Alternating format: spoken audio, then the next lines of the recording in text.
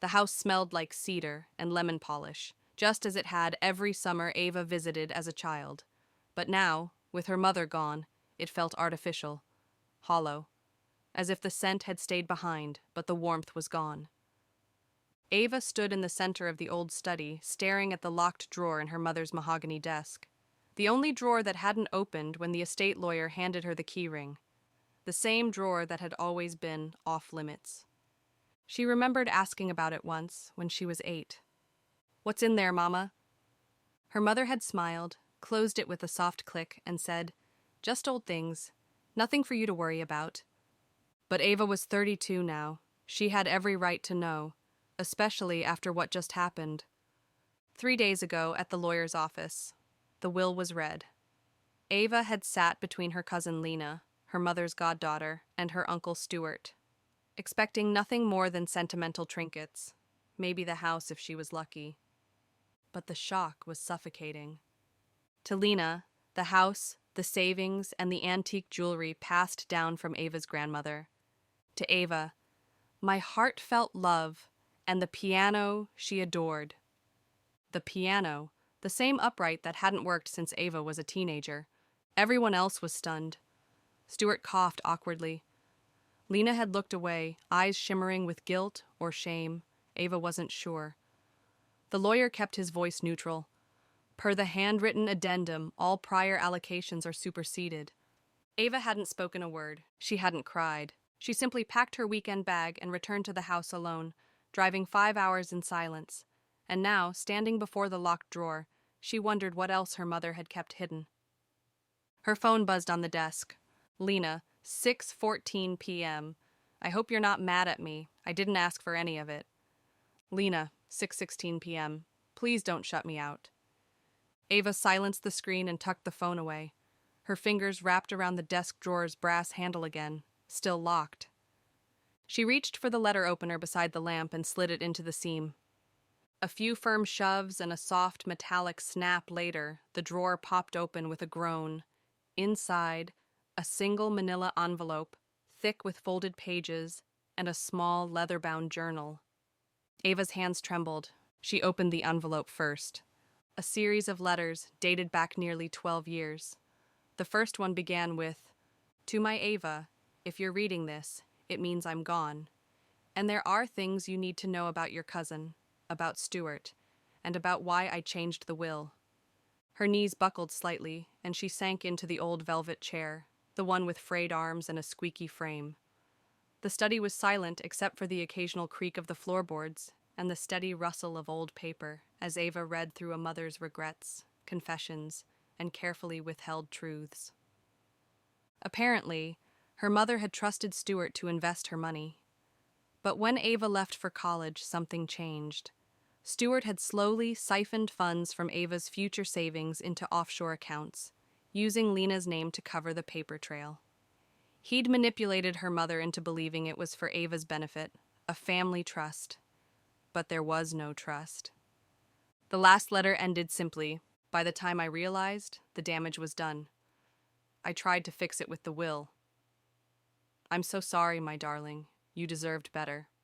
I didn't know how to confront them. I was afraid." Ava folded the pages with slow reverence. Her pulse throbbed in her ears. She picked up the journal next, but didn't open it. Not yet. Instead, she stared at the quiet house around her, where lies had lived comfortably for over a decade. Lena had known, maybe not at first, but eventually, and she'd stayed silent. Her mother had tried, in her own late and feeble way, to make it right, but she'd died a coward, still hiding the truth. Ava blinked back a tear, and then her expression hardened. She rose slowly, the journal now clutched to her chest, and walked over to the window. Outside, the garden lights flickered on, casting shadows over the stone pathway and the rusting wind chime. She didn't want the house anymore. She wanted justice. No, not just justice. She wanted them to feel it, the same way she had felt abandoned in that law office, the way her stomach had dropped when her mother's voice echoed from the grave and offered only a broken piano in return. Ava turned back to the desk and opened the laptop her mother had always used. She still remembered the password, blue hydrangeas. Inside the desktop folder titled Recipes, she found another folder, hidden but not well. It was called Estate Docs. Within it, bank statements, offshore records, insurance copies. Evidence. She exhaled slowly. This wasn't over. It was only just beginning.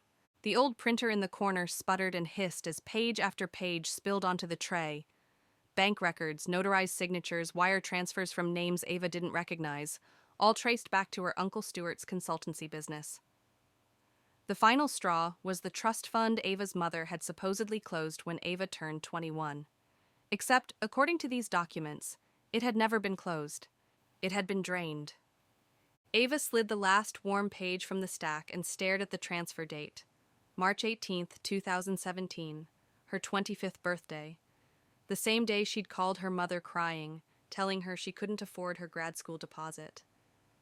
Her mother had paused on the phone and said, gently but firmly, "Maybe it's time to stand on your own, sweetheart." Now Ava knew the truth. Her mother had been lied to, and so had she. The weight of betrayal was no longer a knife in her back. It was a wildfire in her lungs, and it was spreading. The next morning, Ava stood at the doorway of her late mother's bedroom, the sunlight slanting in over the crocheted blanket and floral wallpaper. She hadn't slept. Her eyes were bloodshot, her lips dry, but her mind was crystal clear.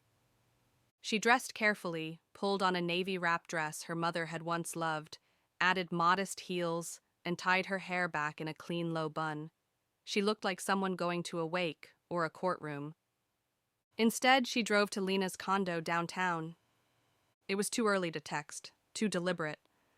Ava wanted to see her face before the excuses had time to form. She parked outside the sleek glass building and pressed the intercom. "Hello?" Lena's voice crackled through, groggy. "It's me. We need to talk. I'm downstairs." There was a long pause. Then a soft click, and the door buzzed open. Lena opened her door in a bathrobe, her blonde hair in a loose ponytail. She looked exhausted, like someone who hadn't slept soundly in weeks. "I didn't expect you so early," she said, stepping aside. "I didn't expect you to take everything my mother owned." The door shut behind them with a final clunk. "Ava, please," Lena began, voice already cracking. "I didn't plan for any of this. I didn't even know about the new will until the lawyer read it." Ava pulled a folded page from her purse and set it down on the marble kitchen island. The paper had highlighted names, circled wire transfers, and Lena's signature. Twice. Lena stared at it, her face drained of color. "I found the drawer," Ava said. "And the letters. The ones my mom left for me. She knew what you and Stuart did. She just didn't know how to fix it." Lena's eyes welled with tears. "He told me it was for Ava, that it was better in his hands. I was 22. I didn't—" "Don't!" Ava cut her off. "Don't you dare play small. You signed. You spent. You watched my mother spiral into guilt, and you watched me get handed a broken piano while you moved into a waterfront property." "I didn't think she'd go through with the new will," Lena whispered. Ava's mouth tightened. There it was. The truth. "So you were hoping she wouldn't live long enough to fix it?" Lena stepped back, horrified. "No, I didn't mean it like that." Ava's voice softened, but it carried an edge of ice. "You know what hurts the most? Not the money, not the house. It's that I trusted you. I thought of you as a sister, and you knew what Stuart was doing." Lena sank into a bar stool, her face in her hands. "I was scared. He said if I told your mom, he'd drag me down with him. But you let her die thinking she failed me." Ava stood there, heart thudding. She wanted to scream, to cry, but she wouldn't give Lena that. Instead, she reached into her bag and pulled out a flash drive. "This is everything. Copies of every transfer, every account. I'm giving you until Friday to decide whether to return what's left or I go public." Lena looked up, stricken. "You wouldn't—" Ava smiled coldly. I already sent the originals to my lawyer. She turned to leave. Ava, please! Lena's voice cracked. This could ruin everything. My job, my marriage. You should have thought about that, Ava said without turning back. As she stepped into the elevator and the doors slid shut, Ava felt something in her chest finally shift. Not closure, but power. For the first time in years, she wasn't the girl left with scraps. She was the woman holding the receipts. The air outside Lena's building was still cool despite the rising sun. Ava stood at the edge of the curb for a moment, blinking into the sharp light. Her fingers clenched the strap of her bag, the leather biting into her palm. There was no satisfaction in the confrontation, just a quiet ache beneath the adrenaline. But at least now, Lena knew, the silence was broken. By the time Ava pulled into her mother's driveway again, a robin had landed on the porch railing, chirping at nothing in particular. She paused to watch it before unlocking the door and stepping back into the stillness of the house. The scent of cedar was fading. The ghosts were settling. She walked straight to the study and picked up the journal she hadn't opened yet. It was time. She turned the pages carefully. The handwriting started small, almost nervous. Her mother hadn't journaled much, but there were months of entries, beginning in late 2016, right around the time Stuart's help with finances began. I don't know who I am anymore. Stuart says not to worry, but I feel like I'm giving away pieces of myself. He says it's best if Ava doesn't know, but why do I feel like I'm betraying her? Later entries grew darker. Lena has started asking questions I don't like. She says she trusts Stuart. God help me, but I think she means it. I don't think she realizes the damage he's doing. Or maybe she does. And then, I asked Stuart today about the missing funds. He laughed, told me to stop being paranoid, but my gut won't quiet. I called the bank myself. Ava's trust fund is nearly empty. God, what have I done? Ava closed the journal, throat tight. Her mother hadn't been perfect. She'd made mistakes, but she'd tried. In her own flawed, frightened way, she had tried to right it. Now Ava had to finish what she started. 2 days later, Ava walked into Holbrook & Sons, the law firm handling her mother's estate. Mr. Darnell, an aging, polite man with tortoiseshell glasses, looked up with surprise as she entered. Ava, he said, is everything all right? She dropped a thin folder on his desk. I need to amend my mother's probate report. You need to see this. He opened the folder, flipping through the copies. Journal excerpts, bank statements, the forged trustee documents. His eyebrows climbed higher with every page. When he finally looked up, his voice was quiet. This is substantial. It's fraud, Ava said calmly, and if the estate was altered under false pretenses, I want it contested. He nodded slowly. That's your right. And I want a forensic audit of Stuart's consulting firm, every transfer he facilitated. Mr. Darnell tapped his pen on the edge of the folder. This will take time, and it may not be clean. I'm not looking for clean, she said. I'm looking for the truth. He studied her face for a long moment before leaning back and sighing. You know this could get ugly. I'm counting on it, Ava said. The news broke 3 weeks later. A small regional outlet, the Briar Valley Ledger, ran the headline first. Family financier accused of estate manipulation and fraud. Then the bigger papers picked it up. By the time Ava saw her uncle Stuart's face flash across the local news at 6 p.m., her inbox had 22 unread messages and 3 voicemails from unknown numbers. She didn't listen to any of them. Instead, she turned off the TV and went to the front porch. The wind was softer that evening. She sat on the swing her mother used to read on, clutching a cup of tea. Lena hadn't returned anything, not yet. But Stuart's accounts had been frozen. The lawsuit was in motion, and Ava? She had begun drafting a letter to the State Bar Association. Because her uncle wasn't just a thief, he was a licensed fiduciary, and his entire reputation was about to shatter. She was patient now. Justice took time, but justice was coming. The morning the deposition notice arrived, Ava was already awake, sitting in the kitchen with the journal open beside her coffee. Sunlight spilled across the counter like honey, but her mind buzzed with unease. The manila envelope bore Stewart's firm's letterhead. Inside, a typed request. You are hereby summoned for deposition testimony in the matter of Ava M. Benton versus Stewart L. Nichols. She exhaled, slow and steady, as her phone vibrated again. She ignored it. Probably another reporter. Or worse, another concerned relative urging her to drop it, to be the bigger person. She wasn't sure what that meant anymore. Maybe it always meant stay quiet. Well, she was done being quiet. Later that afternoon, she drove to her old high school. Not out of nostalgia, she'd been invited. "Ms. Benton," called Mrs. Clay, the school's longtime guidance counselor. "Thank you again for saying yes. So many of our girls are asking about women in law and advocacy lately. I thought of you." Ava gave a soft smile. Happy to be here. She stood before the group of junior girls in the small, sunlit classroom. "I'm not a lawyer, but I'm fighting something that's very legal, very personal. And I guess what I've learned is silence protects power. Speaking up doesn't make you rude. It makes you dangerous to the right people." The room fell silent, and one girl, freckled and shy, raised her hand. "Were you scared when you started?" Ava nodded slowly. "Terrified. Still am. But there's something scarier. Living the rest of your life knowing you let people walk all over the truth." When she left the school, Ava felt lighter, as if naming her fear had somehow lessened its hold. But peace was fleeting. That evening, her doorbell rang.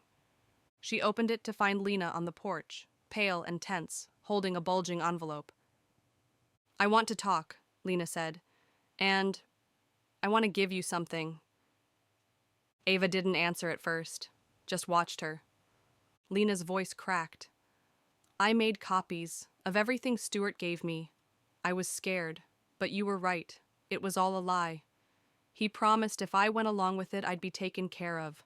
But all he ever took care of was himself." She held out the envelope. "Take it. It's the backup evidence. The rest is with my attorney. I'm filing a statement. I'll testify." Ava took the envelope without a word. Lena's eyes filled with tears. "I don't expect forgiveness. I don't want to keep living with what I did." Ava nodded, just once. "Good." As Lena turned to leave, Ava called out, "You could have come sooner." "I know," Lena whispered, "but I'm here now." Ava didn't say anything more. The door closed with a soft click behind her. Later that night, Ava sat on the floor of the study with both envelopes spread before her, one from Lena, one from her own digging. Together, they painted a full picture. Every lie, every account, every deception. She dialed her lawyer, who answered on the second ring. "I have new documents," she said. "Enough to bury Stewart and validate every claim we've filed. And Lena's ready to talk." There was a pause. "Then we've got him," her lawyer said. Ava leaned back against the desk, eyes drifting upward to the ceiling fan spinning slowly above. She didn't smile, not yet. But something inside her settled for the first time in weeks. The revenge wasn't fire anymore. It was cold, measured, and it was almost ready to be served. It started with a whisper, a subtle update buried deep in a legal newsletter. Financial advisor under investigation for mishandling client trusts. Then it hit the local paper's front page. Stewart's face, usually featured in charity boards and community fundraising galas, now sat beneath a headline that read like a punchline to his own arrogance. "Family advisor accused of fraud, $800,000 in disputed transfers." And Ava watched it unfold with silent precision. She didn't gloat, she didn't smile. She simply clipped the article, folded it into the journal, and closed the drawer. Her drawer now. The deposition took place in a glossy downtown law office, the kind with complimentary espresso machines and minimalist sculptures no one looked at. Ava walked in wearing a sharp slate gray blazer, her hair neatly tied back, her expression unreadable. Her attorney, Simone Patel, flanked her like a seasoned general. Stewart was already seated. He looked smaller in person, not physically, He was still the same confident man with manicured hands and a custom-tailored suit, but something in his posture had shriveled. Maybe it was the legal notice pinned to his confidence. Or maybe he finally realized he wasn't untouchable. He didn't look at Ava. The court reporter adjusted her mic.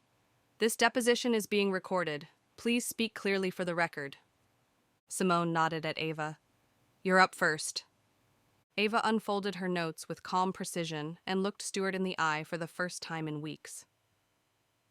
"I'm here to state, under oath, that Stuart Nichols diverted trust funds belonging to the estate of Deborah Benton for personal and unauthorized use. I have in my possession account statements, wire records, notarized copies of forged documents, and corroborating testimony." Stuart shifted in his seat, jaw tightening. Simone slid a binder across the polished table toward the defense attorney. "Exhibit A through E, provided digitally as well." Ava didn't flinch. "You manipulated my mother when she was grieving," she said. "You told her I didn't need the money, that I wouldn't know the difference, and then you drained what she worked her whole life to give me." Stuart opened his mouth, but his attorney touched his arm gently. "No commentary. Just answers when asked." For the next 2 hours, Ava spoke clearly and directly, each statement a nail, each document a hammer. When Lena arrived for her deposition, she looked haunted, but resolute. She recounted how Stuart had coached her on what to say, how to sign, how to justify it. Her voice broke only once. "I was stupid," she said, "but I'm done being complicit." It was all recorded. By the time they left the building, the clouds had begun to roll in. Thick, slate-gray ones to match Ava's blazer. A summer storm was brewing. She liked the symbolism. The following week, Ava met with a local nonprofit that provided financial literacy and legal aid to young women.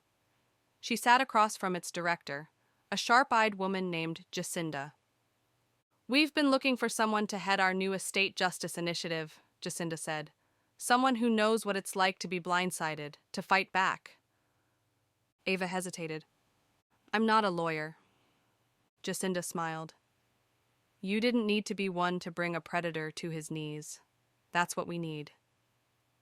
Ava looked around the office, a far cry from her mother's study, but it had the same quiet strength. "I'm in." That night, back at the house, Ava stood at the edge of the backyard, staring at the flower bed her mother had tended every spring.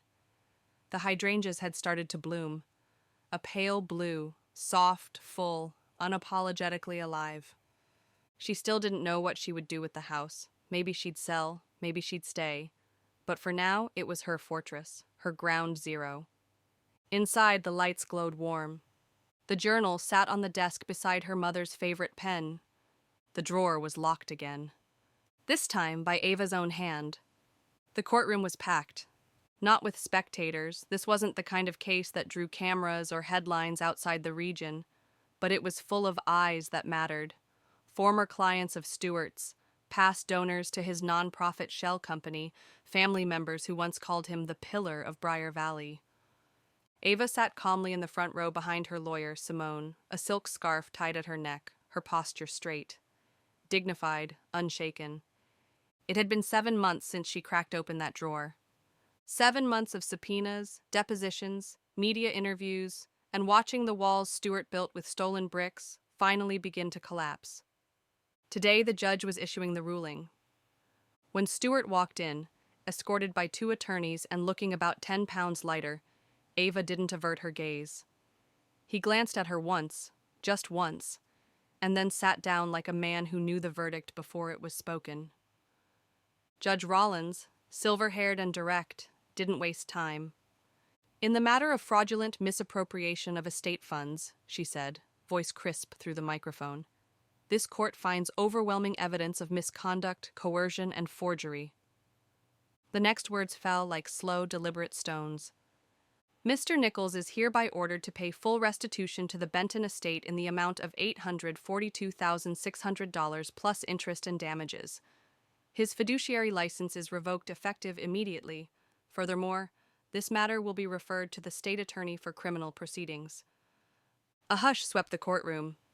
Stuart sat frozen. One of his attorneys lowered his head. the other whispered something Ava couldn't hear. She closed her eyes, not in triumph, but in relief. Not all things were reversible. Her mother's trust, once broken, could never be truly mended. Her childhood memories would always carry a dull bruise. But justice, real, tangible justice, had finally found its mark. As the room emptied, Lena stepped quietly up beside her, eyes red but clear. "I've started paying it back," she said. "I sold the condo. I'm liquidating the car. I don't want anything that came from that." Ava nodded slowly. "It won't fix everything." "I know, but it's a start." There was no hug, no forgiveness speech, just mutual understanding. And maybe that was enough. Months later, Ava sat on a wooden bench beneath the pergola her mother had built with her father when they first bought the house. The garden was alive now, no longer frozen in her memory. She'd planted new hydrangeas, soft whites and pinks, beside the old blues.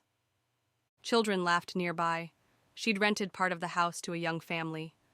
Ava didn't want to live in it anymore, but she couldn't part with it either. So she stayed in the guest house out back, close enough to remember, far enough to move forward. Inside her office at the nonprofit, a framed letter from a college freshman sat beside her computer. "Thank you for helping me fight my father in court. He said I'd never win, but you made me believe I could. Now I'm starting pre-law next semester because of you." Ava smiled at that one often. She didn't need revenge anymore. She had something better. Legacy. That evening, as the sun melted into gold across the sky, Ava unlocked the drawer in her desk, the one she'd brought from her mother's study. Inside was the journal. She read the final page one last time. "If I could undo it all, I would. But if you're reading this, Ava, I believe you'll be the one to set things right. You're stronger than I ever was, braver than I let you be. I love you. I always have. Let them remember your name." Ava closed the journal gently. "They will," she whispered. And with the cicadas humming into the dusk, Ava Benton stepped out into the fading light, no longer carrying the weight of the locked drawer, but the power of what had been set free.